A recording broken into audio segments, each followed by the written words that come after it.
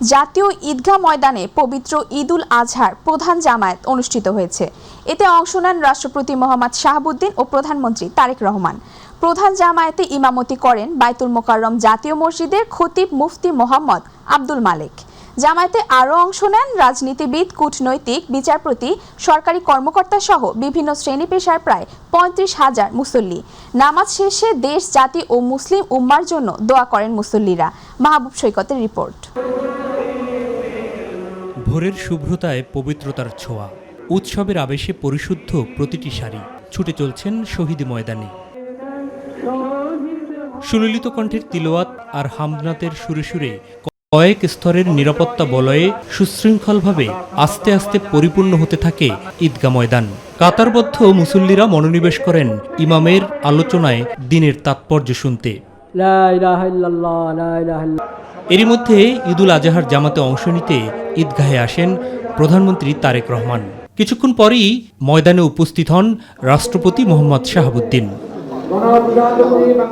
নির্ধারিত সময়ে জাতীয় মসজিদ বাইতুল মোকাররম মসজিদের খতিব মুফতি আব্দুল মালেকের ইমামতিতে শুরু হয় জামাত।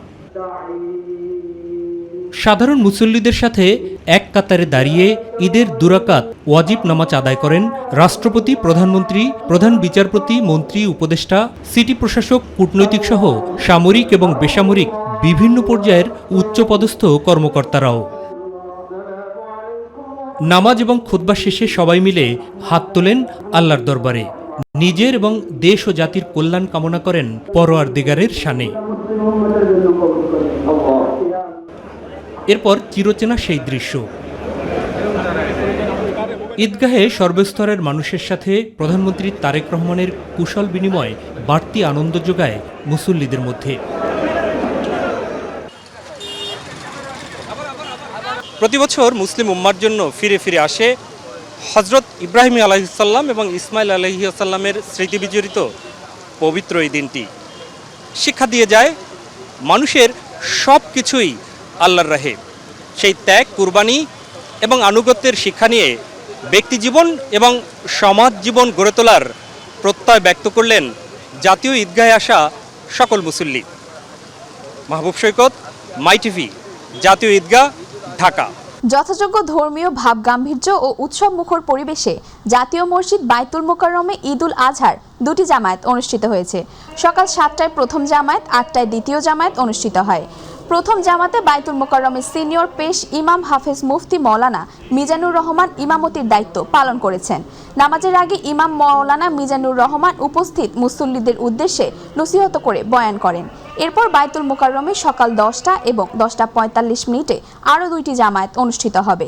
এছাড়া সকাল 7:30টায় জাতীয় সংসদ ভবনের দক্ষিণ প্লাজায় পবিত্র ঈদুল আজহার নামাজের জামাত অনুষ্ঠিত হয়। জামাতে ডেপুটি স্পিকার, সংসদ সচিবালয়ের কর্মকর্তা কর্মচারীরা এবং আশেপাশের এলাকার মুসল্লিরা অংশগ্রহণ করেন।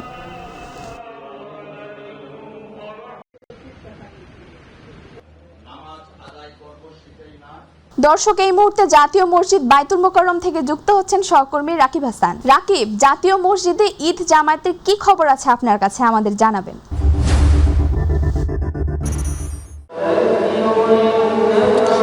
ধন্যবাদ প্রেরণা আপনাকে। প্রথমে সবাইকে জানাচ্ছি ঈদ মুবারক। আজ জানেন যে পবিত্র ঈদুল আজহার যে আনুষ্ঠানিকতা সেটি আমরা সকাল 7টা থেকে শুরু হয়েছে। ঈদের নামাজ শুরু হয়েছে, জামাত শুরু হয়েছে। সেই জামাতের মধ্য দিয়ে কিন্তু ঈদের আনুষ্ঠানিকতা শুরু। তারপরেই যে পর্বগুলো রয়েছে, আসলে ঈদের এই ঈদুল আজহার যে রয়েছে পশু কুরবানি, সেটি কিন্তু চলছে। তারপর আমরা একটু বলতে চাই, আমরা একটু দেখাতে চাই, আমরা এখন যেহেতু জাতীয় মসজিদ বাইতুল মোকাররম রয়েছে, এই বাইতুল মোকাররমে কিন্তু ঈদের 5টি জামাত অনুষ্ঠিত হচ্ছে।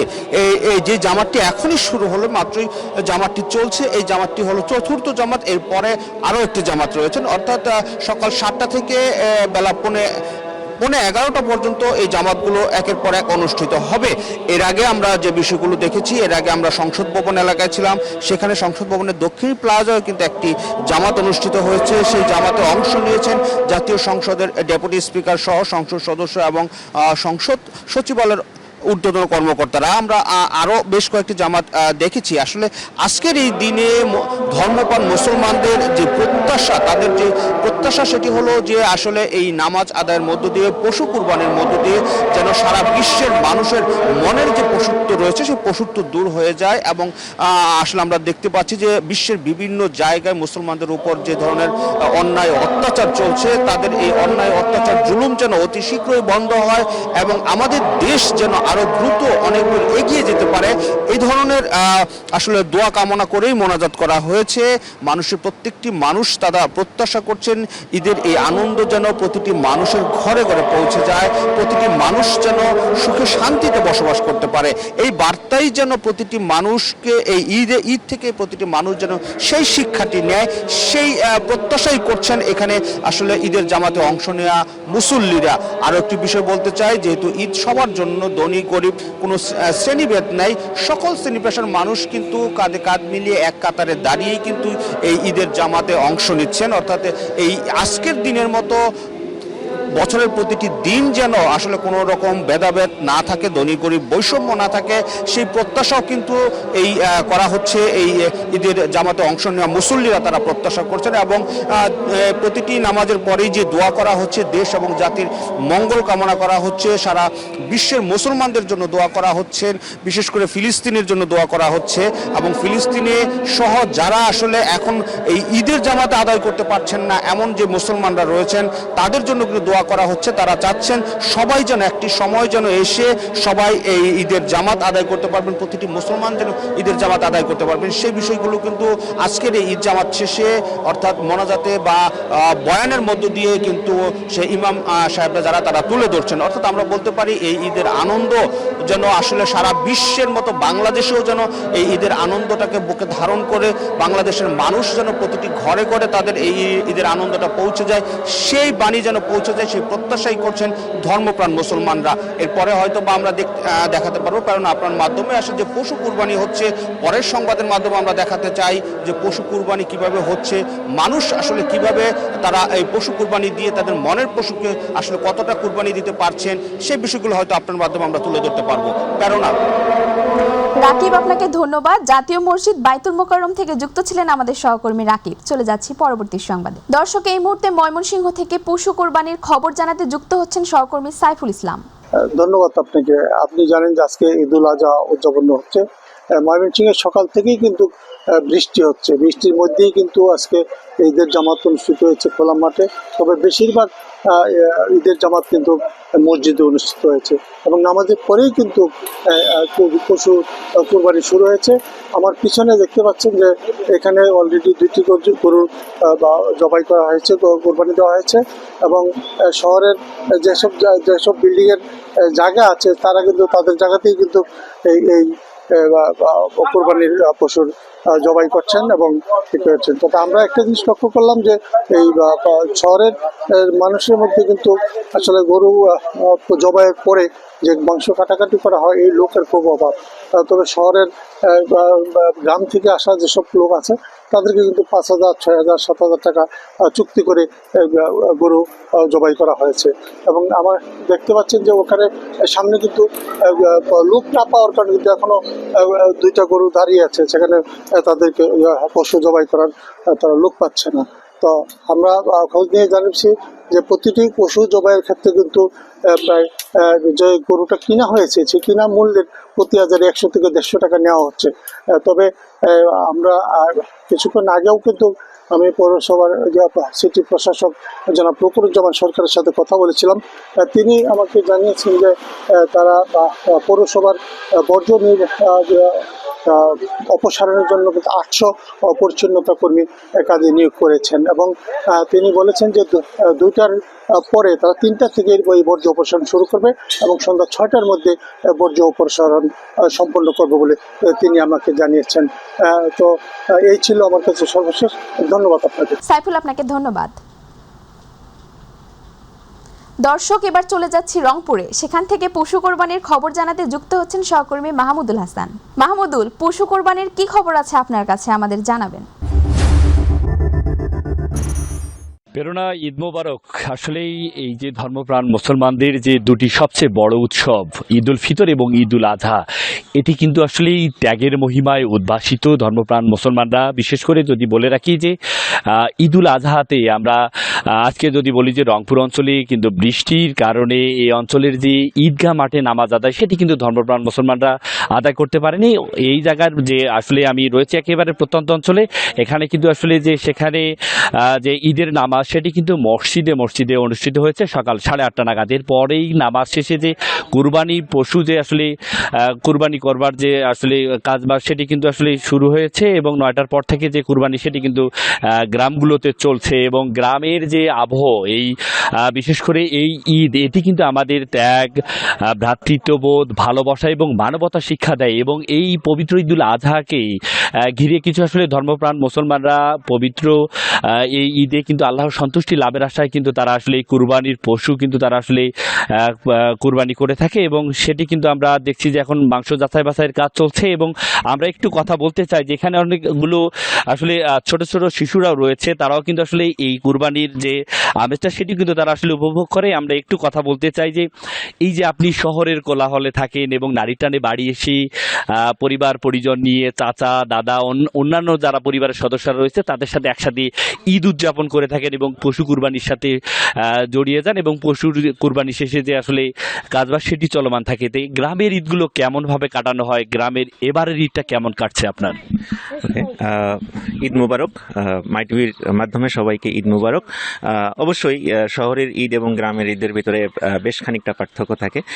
গ্রামে আমরা সবাই মিলে চাচা, ভাতিজা, জ্যাঠা সবাই মিলে একসঙ্গে আমরা কুরবানি করি এবং একসঙ্গে গরু কাটার কাজগুলো করি। আমরা কসাইয়ের শরণাপন্ন খুব কম হয়, এখানে নিজেই শিখি, একদম বাচ্চা থেকে শুরু করে সবাই দারুণ একটা আনন্দ উপভোগ করে। আর পাশাপাশি আমরা কিছু খেলাধুলার আয়োজন থাকে। সাধারণত বিবাহিত অবিবাহিত দুটো দল করে, সেই দলের ভেতরে একদম অনেক বয়স্ক মানুষরাও থাকে বা অনেক তরুণরাও থেকে আমরা খেলাধুলা করি। তবে একদম ছোট থাকাতে যে ঈদটা ছিল তখন হয়তো বা একটু বেশি আনন্দ ছিল, কারণ দায়িত্ববোধ তখন কম ছিল। তো তখন আমরা কিছু পরিবর্তন হয়েছে গ্রামের ঈদেও। আমরা একটু ছোটদের একটু আসলে শুনি যে আসলে ঈদ মুবারক। ঈদ মুবারক। ঈদ মুবারক। জি, আসলে প্রেরণা, আমি যেটি আসলে জানাইতে চাই যে এই যে কুরবানির পশু, এটি আসলে কুরবানি শেষে ধর্মপ্রাণ মুসলমানরা যারা রয়েছেন তারা কিন্তু আসলে গ্রামের যে ঈদটা সেটি একেবারে সাদামাটাভাবে এবারে যেহেতু অনেকটাই যে আনন্দ সেটি হয়তো বা ভেস্তে যাবে। কারণটা হলো যে সকাল থেকে অর্থাৎ রাত থেকেই বৃষ্টি ছিল এবং যেহেতু ঈদগাহ মাঠে নামাজ আদায় করতে পারেনি সে কারণে কিন্তু আসলে মসজিদে নামাজ আদায় শেষে যে কুরবানির কার্যক্রম সেটি কিন্তু চলছে। এবং এই যে ত্যাগ মহিমা উদ্ভাসিত এবং আল্লাহর সন্তুষ্টি লাভের আশায় যে কোরবানি সেটি কিন্তু ধর্মপ্রাণ মুসলমানরা প্রত্যন্ত অঞ্চলগুলো থেকেও কিন্তু আসলে তারা করছে। এবং এখানে আমরা দেখেছি যে তাদের মাঝে যে আল্লাহ ভীরু এবং আল্লাহকে সন্তুষ্টি লাভের আশায় কিন্তু তারা এই কোরবানিগুলো করে থাকে। এমনটাই ছিল আমার কাছে প্রত্যন্ত অঞ্চল থেকে ঈদকে ঘিরে সর্বশেষ পরিস্থিতি। মাহমুদুল, আপনাকে ধন্যবাদ। রংপুর থেকে যুক্ত ছিলেন আমাদের সহকর্মী মাহমুদুল হাসান। পবিত্র ঈদ উল আজহার দিনে বাবা শহীদ রাষ্ট্রপতি জিয়াউর রহমান ও মা খালেদা জিয়ার কবর জিয়ারত করেছেন প্রধানমন্ত্রী তারেক রহমান। সকালে ঈদের নামাজ আদায় শেষে মা বাবার কবর জিয়ারত করতে শেরেবাংলা নগরে পৌঁছান তিনি। এ সময় তার সঙ্গে ছিলেন সহধর্মিণী ডাক্তার জুবাইদা রহমান। এছাড়া প্রধানমন্ত্রীর সঙ্গে আরও উপস্থিত ছিলেন স্বরাষ্ট্রমন্ত্রী সালাউদ্দিন আহমদ, সমাজকল্যাণমন্ত্রী ডাক্তার এজেড জাহিদ, স্থানীয় সরকার প্রতিমন্ত্রী মীর শাহে আলম, বিএনপির সিনিয়র যুগ্ম মহাসচিব রুহুল কবির রিজভী সহ দলের অন্যান্য নেতাকর্মীরা।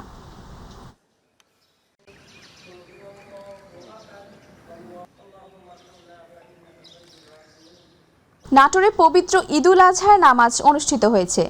সকাল 6:45 শহরের কেন্দ্রীয় ঈদগাহ ময়দানে ঈদের প্রধান জামায়াত অনুষ্ঠিত হয়। কেন্দ্রীয় ঈদগাহ ময়দানে জাতীয় সংসদের হুইপ ও নাটোর 2 আসনের সংসদ সদস্য অ্যাডভোকেট রুহুল কুদ্দুস তালুকদার দুলু, জেলা প্রশাসন, পুলিশ প্রশাসন ও বিএনপির বিভিন্ন অঙ্গ সংগঠনের নেতৃবৃন্দ, সর্বস্তরের মানুষ ঈদের নামাজে আদায় করেন।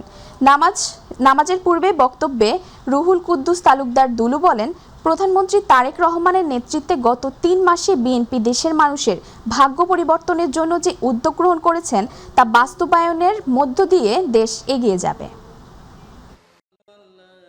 চট্টগ্রামে পবিত্র ঈদুল আজহার প্রধান জামায়াত অনুষ্ঠিত হয়েছে নগরের ঐতিহ্যবাহী জমিয়তুল ফালাহ মসজিদ প্রাঙ্গণে।